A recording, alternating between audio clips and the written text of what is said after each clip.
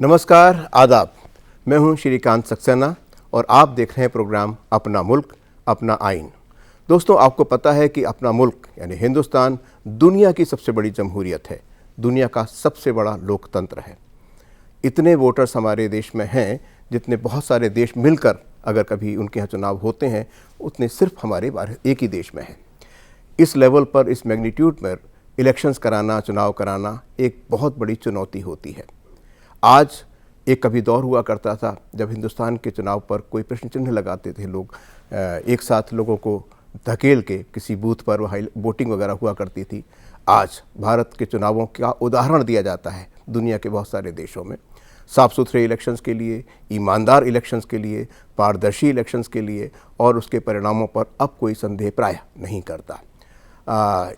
हाल ही में जो बहुत सारे एक सुधार हुए हैं उसमें एक था कि भाई ये इंश्योर कर लेना कि मतदाता यानी वोट डालने के बाद आप ये इंश्योर करें कि आपका वोट वहीं पड़ा जहां आपने डाला है। इस तरीके की बहुत सारी बातें हैं। अब जल्दी में दिल्ली में चुनाव होने वाले हैं। इस विषय पर बात करने के लिए और एक और बात की, जो भारत में इलेक्शन कमीशन की स्थापना हुई थी वो 26 जनवरी 1950 से एक दिन पहले यानी 25 जनवरी 1950 को हो गई थी, जिसके लिए अब राष्ट्रीय मतदाता दिवस या नेशनल वोटर्स डे मनाया जाता है। इन तमाम बातों पर बात करने के लिए, दिल्ली में इलेक्शंस की क्या तैयारियां हैं, इस पर बात करने के लिए हमारे साथ हैं निर्वाचन आयुक्त दिल्ली के डॉक्टर रणवीर सिंह जी। आपका स्वागत दूरदर्शन स्टूडियो में। डॉक्टर साहब, ये बताइए कि क्या तैयारियां पूरी हैं? इलेक्शंस के आने वाले 8-10 दिन बाद चुनाव होने हैं और ये बहुत बड़ी चुनौती आपके सामने होगी कि इनको स्मूथली कंडक्ट करवा सकें। क्या तैयारियां किस लेवल पर हैं? आप मुतमईन हैं? सक्सेना जी, सबसे पहले नाजरीन को मेरा प्यार भरा आदाब। जहाँ तक दिल्ली विधानसभा चुनाव की बात है तो मैं बिल्कुल मुतमईन हूँ। हमारी तैयारियां मुकम्मल हैं और जो इलेक्शन कमीशन ऑफ इंडिया ने हमको शेड्यूल दिया हुआ है इलेक्शन का, उसके मुताबिक बाकी सारी कार्रवाई होगी और 8 फरवरी को चुनाव होगा, 11 फरवरी को नतीजे आएंगे। जी। दूसरी बात ये थी कि जो आप के सामने चुनौती होगी, कुल कितनी कॉन्स्टिट्यूएंसीज हैं, बूथ कैसे हैं, और उनके लिए एक, क्योंकि सारे देश की नज़रें होती हैं दिल्ली के चुनावों के ऊपर। लोग ये उदाहरण दिया करते हैं कि भाई राजधानी के अगर इलेक्शंस फेयर हैं तो फिर शायद ये उम्मीद की जा सकती है कि देश में भी फेयर होंगे।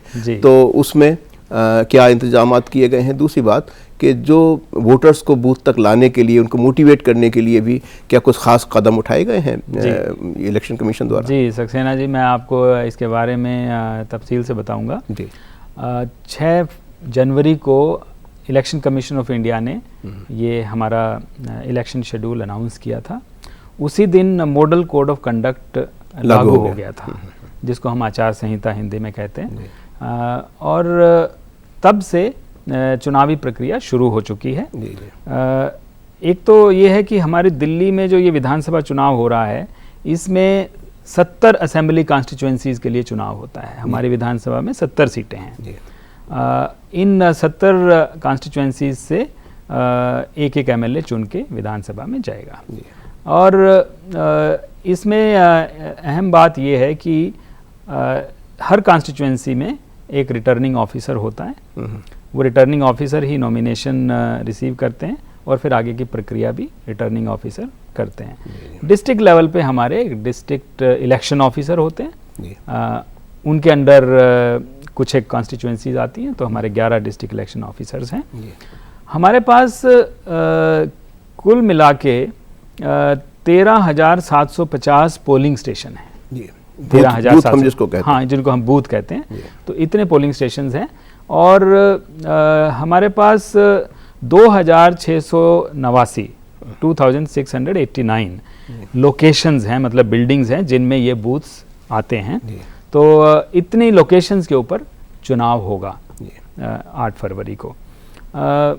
अब हमारी जो कोशिश है वो ये है कि हमारा जो चुनाव है दिल्ली का, वो एकदम आदर्श चुनाव हो। इसमें सबसे जो इम्पोर्टेंट व्यक्ति है, सबसे इम्पोर्टेंट स्टेक होल्डर है हमारे लिए, वो है मतदाता। और हमारा पूरा ध्यान मतदाता की सुविधा पे और ईज़ ऑफ वोटिंग पे है। अब आप जानते हैं कि मतदाता में कई अलग अलग किस्म के मतदाता हैं। हमारे जेंडर मेल फीमेल हैं, फिर हमारे पास थर्ड जेंडर वोटर्स भी हैं। उसके अलावा पर्सन विद डिसेबिलिटी, दिव्यांगजन वोटर्स हैं, हमारे बुज़ुर्ग वोटर हैं जो 80 साल से ज़्यादा उम्र के हैं। तो हमने हर वर्ग के लिए, फिर युवा वोटर्स हैं, फर्स्ट टाइम वोटर्स हैं, तो हमने हर वर्ग के लिए अपनी एक आउटरीच और उनको असिस्ट करने के लिए, उनको सुविधाएं देने के लिए हमने अपना प्रोग्राम बनाया हुआ है। इलेक्शन कमीशन की गाइडलाइंस के मुताबिक उसको हम इम्प्लीमेंट करेंगे। अब मैं आपको बता दूं कि पोलिंग स्टेशंस के ऊपर हमारी पूरी कोशिश होगी कि किसी को कोई असुविधा ना हो। वहाँ पर हम सारी सुविधाएं मुहैया करवाएंगे, जैसे कि पीने का पानी तो है ही, उसके अलावा medical kit, first aid facility की भी वहाँ पे व्यवस्था होगी, और वहाँ पे ट्रेंड पैरामेडिकल स्टाफ कम से कम जरूर होगा हर एक पोलिंग लोकेशन के ऊपर। हम क्रैश की फैसिलिटी भी प्रोवाइड करेंगे, ताकि जो महिलाएं छोटे बच्चे के साथ आती हैं तो वो जब वो बूथ में जाएंगी तो बच्चे का ध्यान रखने के लिए क्रैश की फैसिलिटी होगी, और वहाँ पे खिलौने विलौने ये सब रखे जाएंगे, तो ये भी एक सुविधा होगी। फिर जो दिव्यांग वोटर्स हैं उनके लिए रैंप की व्यवस्था होगी, और व्हील चेयर प्रोवाइड करे जाएंगे, और ट्रेंड वॉलंटियर्स भी प्रोवाइड करे जाएंगे। अच्छा। उसके अलावा जिनको विजन की प्रॉब्लम है उनके लिए ब्रेल फैसिलिटी भी अवेलेबल होगी। अच्छा। और Braille dummy ballot sheet available होगी, ताकि वो उससे ये पता लगा लें कि जो उनका, हाँ, जिसको वो वोट देना चाहते हैं उसका नाम बैलेट यूनिट में किस सीरियल नंबर पे है। तो फिर हमारी जो बैलेट यूनिट है उस पे भी ब्रेल में अंकित हैं सीरियल नंबर्स, तो वो आराम से वोट कर सकते हैं। और कानून में ये भी प्रावधान है कि अगर कोई व्यक्ति कंपेनियन लेके जाना चाहता है जो अदरवाइज वोट नहीं कर सकता है, जैसे ब्लाइंड वोटर्स, अगर वो ब्रेल भी नहीं जानते तो कंपेनियन की भी सुविधा होती है। फिर जो बधिर वोटर्स हैं, जो हार्ड ऑफ हियरिंग या डेफ वोटर्स हैं, उनके लिए साइन लैंग्वेज की भी व्यवस्था हम करते हैं, हर बूथ करेंगे, हर बूथ के ऊपर करेंगे, पोस्टर लगाएंगे साइन लैंग्वेज में। और जहाँ पे ऐसे मतदाता ज़्यादा हैं जिन लोकेशंस के ऊपर, वहाँ पर हम इंटरप्रेटर, साइन लैंग्वेज इंटरप्रेटर्स भी डिप्लॉय करेंगे। तो ये तमाम सुविधाएं हम वोटर्स का वहाँ पे वोटिंग अनुभव बहुत अच्छा हो, ये हमारी सबसे बड़ी प्राथमिकता है, और हम इसको इंश्योर करना चाहते हैं। एक चीज़ मैं और बताना चाहता हूँ, जो हमारे बुज़ुर्ग वोटर हैं 80 साल से ज़्यादा उम्र के, और जो दिव्यांग वोटर्स हैं, उनके लिए हम पिक एंड ड्रॉप फैसिलिटी भी प्रोवाइड करेंगे। पिक एंड ड्रॉप फैसिलिटी के लिए हम एक रजिस्ट्रेशन सिस्टम डेवलप किया है हमने, जो कि 25 जनवरी से लेके, जो कि हमारा राष्ट्रीय मतदाता दिवस है, हाँ, उस दिन हम शुरू करेंगे, रजिस्ट्रेशन ओपन करेंगे, और 31 जनवरी तक वो रजिस्ट्रेशन होगा। इस अवधि में जो भी दिव्यांग मतदाता या 80 वर्ष से अधिक उम्र के जो बुजुर्ग मतदाता हैं, वो जो भी पिक एंड ड्रॉप फैसिलिटी के लिए रजिस्टर करेंगे, उनको ये 8 फरवरी को ये फैसिलिटी मुहैया करवाई जाएगी। और इसको 25 तारीख को आप रजिस्टर कर सकते हैं, 25 के बाद 31 तक कर सकते हैं। हाँ, और रजिस्टर करने का तरीका भी मैं थोड़ा बताना चाहूँगा। या तो 1950 नंबर पे कॉल करके रजिस्टर कर सकते हैं, तो आपको अपना एपिक कार्ड नंबर बताना होगा, उसके बाद वो वहाँ से रजिस्टर कर देंगे आपको।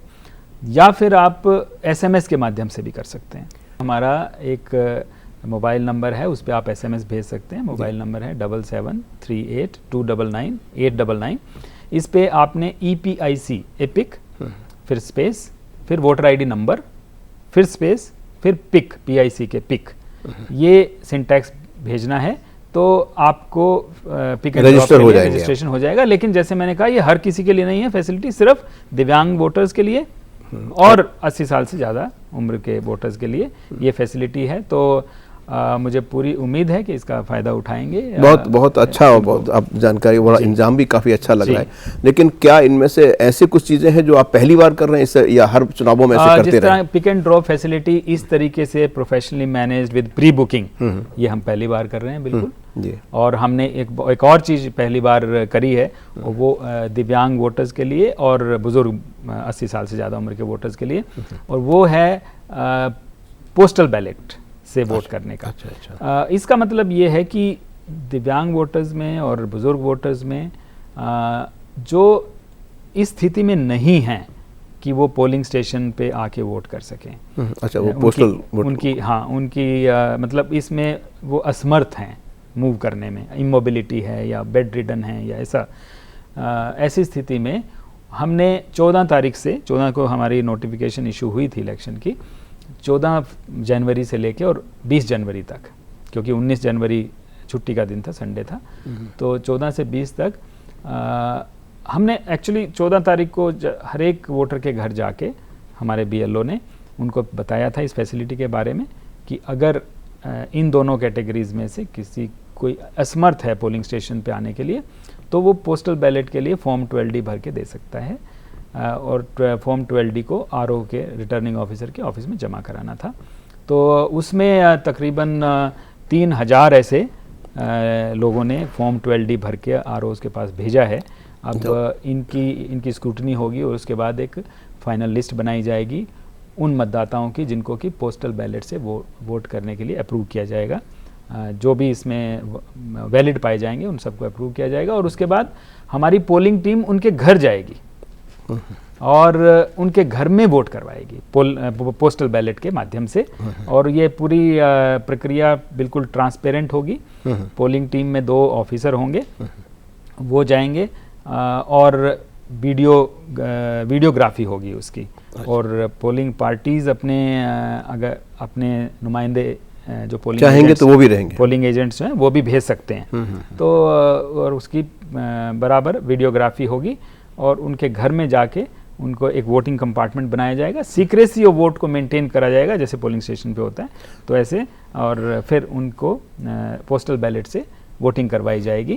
तो ये एक नया स्टेप था, एक नई पहल थी इलेक्शन कमीशन ऑफ इंडिया की, जो कि हम लोग इसको पहली बार क्वाइट इम्प्रेसिव, बहुत अच्छा ये लग रहा है। और मैं एक बात जानना चाहता हूँ जो स्वाभाविक इस बातचीत से निकलती है, वो ये कि इतनी सुविधाएं देने के बाद जाहिर है कि जो वोटिंग परसेंटेज है वो बढ़ना चाहिए।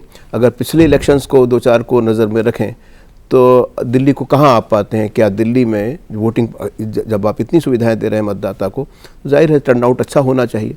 ऐसा हुआ पहले कभी? जी, टर्नआउट जैसे 2015 के इलेक्शन में 67% से ज़्यादा टर्नआउट था। हमारा अभी लोकसभा के इलेक्शन में टर्नआउट कम हुआ था, 60.5%, 60.5% तकरीबन टर्नआउट था। अभी इस इलेक्शन में हम पूरी कोशिश कर रहे हैं लोगों में जागरूकता फैलाने की, और मुझे पूरी उम्मीद है कि इस बार वोटर टर्नआउट पहले से कहीं ज़्यादा होगा। बिल्कुल हम पूरे जोश से इस दिशा में काम कर रहे हैं, मुझे पूरी उम्मीद है। हमारा एक प्रोग्राम है जिसको हम स्वीप कहते हैं, systematic voter education and electoral participation programme. इसके अंतर्गत हम बहुत सारी गतिविधियां करते हैं लोगों में जागरूकता फैलाने के लिए, इलेक्शन प्रोसेस के बारे में और इम्पोर्टेंस ऑफ वोटिंग के बारे में, और इंक्लूसिव इलेक्शन के बारे में, एक्सेसिबल इलेक्शन के बारे में, ट्रांसपेरेंट इलेक्शन के बारे में, इन्फॉर्म्ड वोटिंग के बारे में। तो ये सब थीम्स हैं हमारे, जिनके अराउंड हम लोगों में बेदारी पैदा करते हैं। नाज़रीन, बहुत अहम बात डॉक्टर सिंह हमें बता रहे हैं। हम सब जानते हैं कि किसी भी लोकतंत्र में, जमहूरियत में, उसकी कामयाबी की जो ज़ामिन है वो ये बात होती है कि उसमें वोटर्स कितना हिस्सा लेते हैं और उसमें कितना रोल वोटर्स का है। शायद इन तमाम इक़दामात से हो जाए कि ज़्यादा लोग वोट देने के लिए आएँ और मुसलसल नज़र भी रखें कि हमारी डेमोक्रेसी, हमारी जमहूरियत काम कैसे करती है। सिंह साहब, ये बताइए कि जो वोटर्स हैं उनका तो आपने ये इंतज़ाम कर लिया, लेकिन जो 70 कॉन्स्टिट्यूएंसीज़ हैं असेंबली की, उसमें जो कैंडिडेट्स हैं उनके आचरण पे, उन पे वो कितना खर्चा कर रहे हैं, विद इन लिमिट्स कर रहे हैं या उससे ज़्यादा कर रहे हैं, इस पे नज़र कैसे रख पा रहे हैं? इलेक्शन कमीशन ऑफ इंडिया ने 28 लाख की सीलिंग लगाई हुई है विधानसभा चुनावों के लिए कि कोई भी कैंडिडेट 28 लाख रुपए से ज़्यादा खर्च नहीं कर सकता चुनाव के प्रचार में। पूरा जो उसका खर्चा है उसका अकाउंट रखा जाएगा और समय समय पे वो अकाउंट जमा कराए जाएंगे। कोई म्याद है इतने दिन के अंदर उसको देना होगा? हाँ, वो फाइनल अकाउंट्स उनको देने होते हैं इलेक्शन के 30 दिन के अंदर वो। हाँ, क्या पॉलिटिकल पार्टीज की तरफ से कोई पाबंदी है कि वो इतना खर्चा कर सकते हैं या उन पे कोई लिमिट नहीं है? पॉलिटिकल पार्टीज़ के ऊपर लिमिट नहीं है, लेकिन उनको भी अपने अकाउंट मेंटेन करने होते हैं और अकाउंट सबमिट करने होते हैं, लेकिन वही 30 दिन के अंदर उन्हें कितना वक्त दिया जाता है? वो भी मेरे ख्याल तकरीबन उतना ही, तो थोड़ा फ़र्क हो सकता है। बिल्कुल जी जी। तो ये वो कानून में लिखा होता है और उनको जो कैंडिडेट्स को, पॉलिटिकल पार्टीज़ को ये सब जानकारी, मैंने ट्रांसपेरेंसी के लिए जितना मुमकिन है वो ये जो भी सिस्टम है इलेक्शन कमीशन ऑफ इंडिया के ने जो बनाया हुआ है सिस्टम, जो दिशा निर्देश दिए हुए हैं वो उनके साथ शेयर किए जाते हैं और उसके मुताबिक उनको जमा कराने पड़ते हैं अपने इलेक्शन रिटर्न्स। और उनकी आगे उनके ऊपर कार्रवाई हो। सिंह साहब, अब जो दो टर्म थे, पिंक बूथ और दूसरे बूथ, उसके बारे में थोड़ा बताइए कि आपने क्या खास किस्म के बूथ बनाए हैं और वो मॉडल जो आप एक बनाना चाहते हैं बूथ, उसके बारे में थोड़ा बताइए। जी जी जी। जो हम लोगों को अट्रैक्ट करने के लिए, मतदाताओं को अट्रैक्ट करने के लिए जो कर रहे हैं, उसमें एक मॉडल पोलिंग स्टेशन का भी कॉन्सेप्ट है। ओके। और जिसको आप पिंक बूथ कह रहे हैं, हम ऑल वुमेन पोलिंग स्टेशन उनको कहते हैं, वो भी है। ऑल वुमेन मींस उसमें जो इलेक्शन कंडक्ट करने वाला सरकारी असला है वो सारा का सारा विमेन होंगे? बिल्कुल। ओके। तो हमारी 70 कॉन्स्टिट्यूएंसीज में हर एक कॉन्स्टिट्यूएंसी में एक लोकेशन, एक पोलिंग लोकेशन, मैंने जैसे बताया 2689 पोलिंग लोकेशंस हैं हमारी, तो 70 ऐसी पोलिंग लोकेशंस होंगी हर कॉन्स्टिट्यूएंसी में एक, जहां पर हमारा मॉडल पोलिंग स्टेशन होगा। मॉडल, वो पूरा लोकेशन जो है वो एक आकर्षण, बहुत ही आकर्षक लोकेशन होगा। उसमें साज सज्जा करी जाएगी, सजावट करी जाएगी और अलग अलग किस्म की गतिविधियां करी जाएंगी, जो कि जो डिस्ट्रिक्ट इलेक्शन ऑफिसर्स हैं वो अपनी क्रिएटिव इमेजिनेशन यूज़ करके और अलग अलग, तो मैं ये चाहूँगा कि हर डिस्ट्रिक्ट का अपना अलग रंग हो, अपना अलग बहुत अच्छी बात है, अपना अलग आइडिया हो, अलग क्रिएटिविटी हो। तो उस तरीके से लोगों को लुभाने के लिए आकर्षक मॉडल पोलिंग स्टेशन बनाए जाएंगे। और इन्हीं पोलिंग स्टेशन में, इन्हीं 70 पोलिंग स्टेशंस में जितने भी बूथ होंगे उनके ऊपर वो पिंक बूथ होंगे। कहने का मतलब ये कि वहाँ पर जो पोलिंग करवाएंगी, जो पोलिंग टीम होंगी, सब महिलाएं होंगी, वो सब महिलाएं होंगी। और जो पुलिस या पैरामिलिट्री फोर्स वहाँ पे होगी, वो भी उसमें भी हमारी कोशिश ये होगी वो भी महिलाएं ही हों। क्या बात। तो वहाँ पे सभी महिलाएं ही वोटिंग करवाएं, वो पूरे इलेक्शन की प्रक्रिया को अंजाम दें। इससे जो वुमेन पावर है वो भी हमको उनके लिए रेस्पेक्ट एक दर्ज होगी कि हाँ, हम उनकी क्या कदर करते हैं, उनकी अहमियत कितनी समझते हैं। बुजुर्गों के लिए या विकलांगों के लिए, दिव्यांगों के लिए भी कुछ? दिव्यांगों के लिए हर डिस्ट्रिक्ट में, हमारे 11 डिस्ट्रिक्ट हैं, तो हर डिस्ट्रिक्ट में हमने डिस्ट्रिक्ट इलेक्शन ऑफिसर से कहा है कि एक पोलिंग स्टेशन ऐसा रखें जो कि जहाँ पोलिंग पार्टी में सभी डिसेबिलिटी, दिव्यांग जो हमारे कर्मचारी हैं वो हों। तो इसकी हम पूरी कोशिश कर रहे हैं। मैं ये समझ सकता हूँ कि महिलाओं को, दिव्यांगों को शामिल करने का मतलब ये है कि हम उनकी अहमियत का एहतराम कर रहे हैं और यही मैसेज देने के लिए आप शायद ये कोशिश कर रहे हैं। बहुत अच्छी कोशिश है।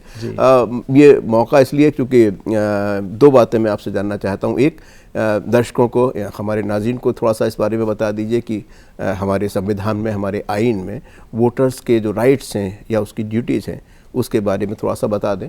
और दूसरी बात ये भी कि जो राष्ट्रीय मतदाता दिवस है वो भी चूँकि इसी दौरान पड़ रहा है 25 जनवरी को, वो क्यों 25 जनवरी को मनाया जाता है, इस बारे में ज़रा सा बता दीजिए। जी नहीं, ये बड़ा ही अहम सवाल है।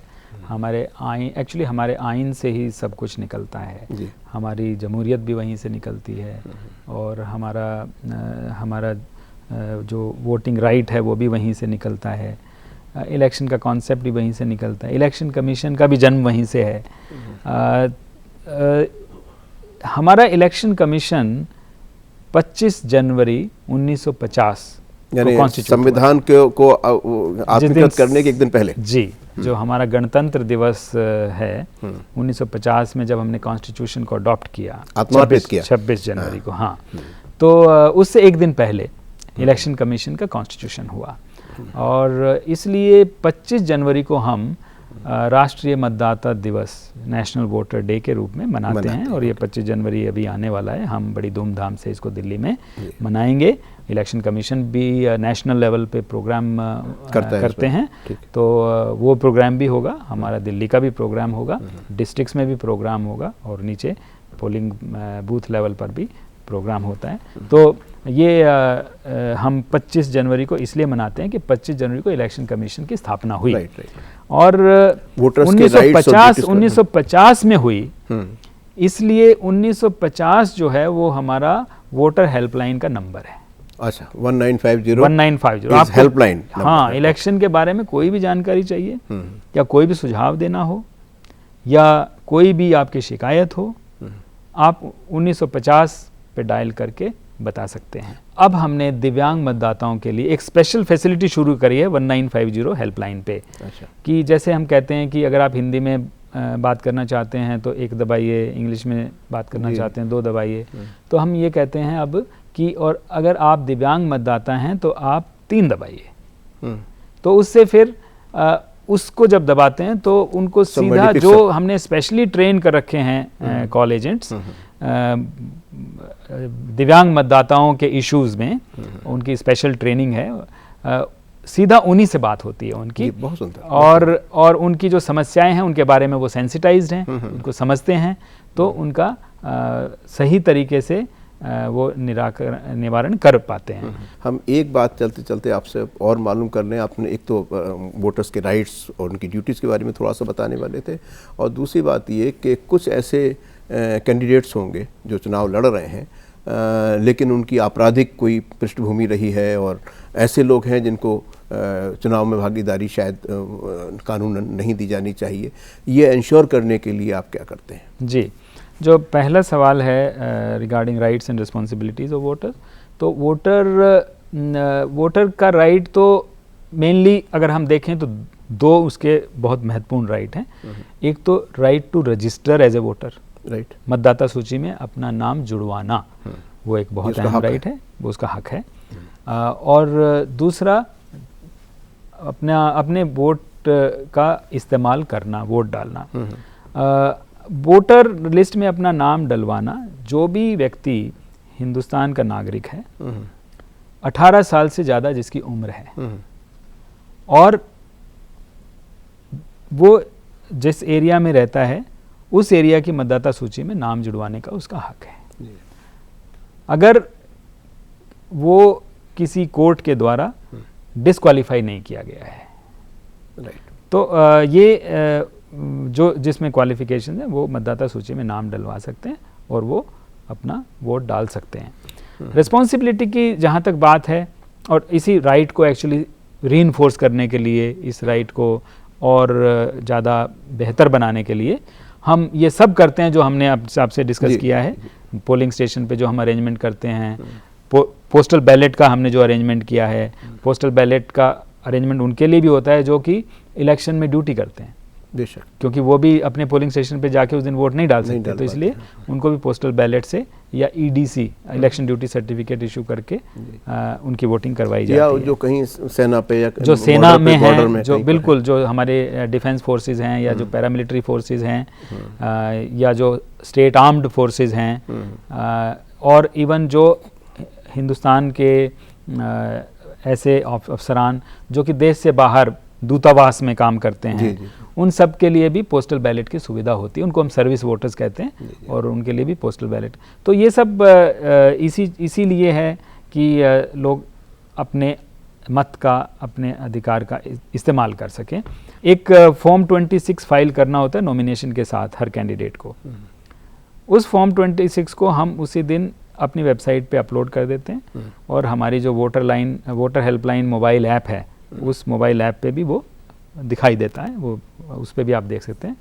तो हर किसी को चाहिए कि उस फॉर्म में कैंडिडेट के बारे में तमाम जानकारी होती है कि वो उसकी एजुकेशन क्वालिफिकेशन क्या हैं, बैकग्राउंड क्या है, उसकी बैकग्राउंड क्या है, उसका क्रिमिनल एंटीसीडेंट्स हैं क्या, कोई क्रिमिनल केसेस हैं क्या, उसकी एसेट्स एंड लायबिलिटीज, उसकी इनकम टैक्स। हुआ फॉर्म 26 का एफिडेविट होता है वो एक एफिडेविट देते हैं इन फॉर्म 26।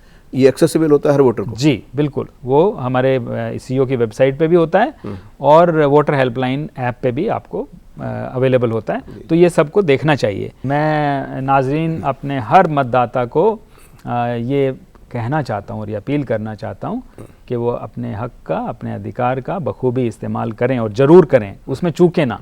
हर मतदाता जाके वोट डाले, कोई मतदाता छूटे ना। और एक और इम्पॉर्टेंट बात यह है कि जब आप वोट डालने जाते हैं तो वीवीपैट, जो कि एक नई मशीन है, वो वहाँ वोटिंग कंपार्टमेंट में बैलेट यूनिट के साथ वीवीपैट भी होता है।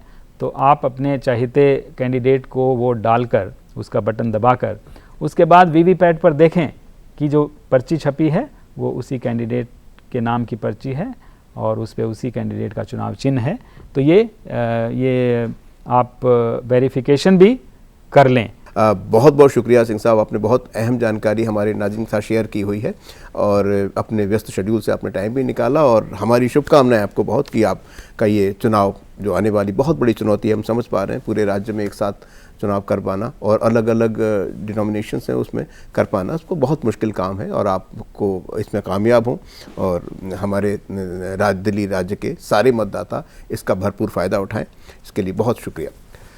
बहुत बहुत धन्यवाद। नाजरीन, हम सब जानते हैं कि लोकतंत्र या जमहूरियत इस बुनियाद पे मबनी एक तर्ज हुकूमत है कि उसमें लोगों की भागीदारी कितनी है, आम इंसान की भागीदारी कितनी है। आने वाले चुनाव आपको ये मौका देते हैं कि आप चाहें तो इसमें बढ़ चढ़ कर हिस्सा लें और यहीं हिस्सा ना लें बल्कि हर कदम पर अपनी असेंबलीज़ पर नज़र रखें, अपने चुनावों पर नज़र रखें, एक्टिवली पार्टिसिपेट करें। जितना एक्टिवली पार्टिसिपेट आप अपनी डेमोक्रेसी में करेंगे उतने ही कामयाब आपकी डेमोक्रेसी होगी। हिंदुस्तान की जो जमहूरियत है वो दुनिया की सबसे बड़ी जमहूरियत है। हम चाहें तो इसे दुनिया की सबसे बेहतरीन जमहूरियत बना सकते हैं। आपका बहुत बहुत शुक्रिया और आने वाले चुनाव के लिए आपको हमारी बहुत बहुत शुभकामनाएं।